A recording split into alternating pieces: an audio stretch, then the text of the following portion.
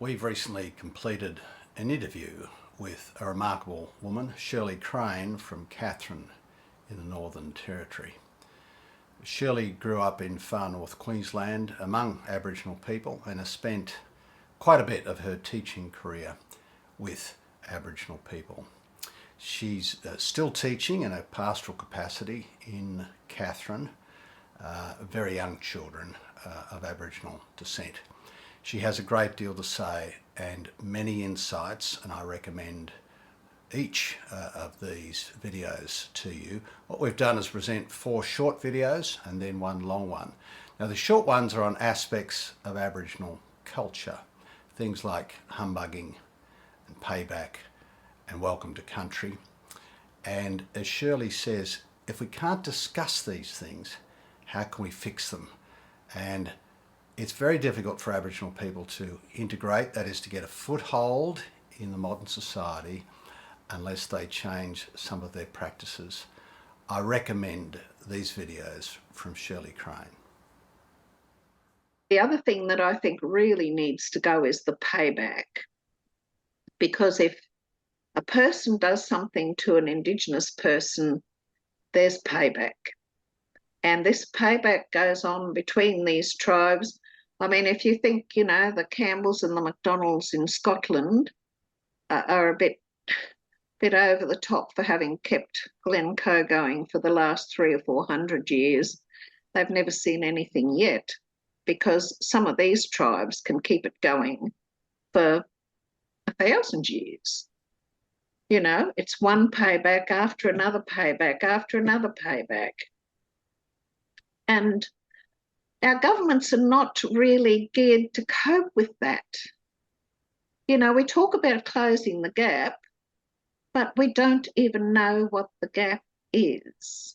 When you're talking about humbugging, how do you convince Aboriginal people that they need to go out and get a job if they're going to have all their money taken off them by the humbuggers?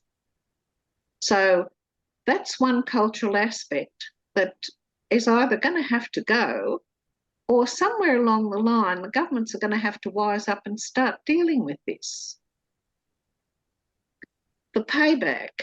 Now, we had 2 tribes here, one from Mataranka and one from Timber Creek, fighting it out on the street here. Well, you could say fighting it out, but it's more like a choreographed performance, because they line up along the street and they shake spears at each other.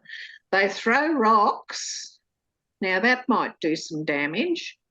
Quite often passing cars here get rocks hurled at them. But the police can't do anything. There might be 50 or 60 Aboriginal people doing this. How are 4 police going to handle that? When that happened, well, they were busy dealing with a couple of domestic violence cases, so they didn't get here for a couple of hours, and this yelling and screaming and swearing and so on went on nearly all night. And then all of a sudden, they all just turned around and walked away. So whether or not there's a sort of a set of rules, but we don't know. We don't know what actually governs these payback things. It's a lot of it is just such a total misunderstanding of how Aboriginal culture works. The death of that young fellow down at Yuandamu, and when the coroner went down there, and they've got a little group of people there saying, oh, they have to get this policeman and they have to spare him because this is part of payback culture.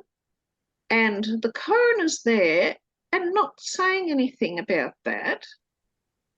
You sort of wonder, how does the government deal with that kind of situation? I mean, this is 2024. We should actually be moving a bit beyond all that stuff, and we also shouldn't be condoning it. If you can't discuss it, how can you fix it?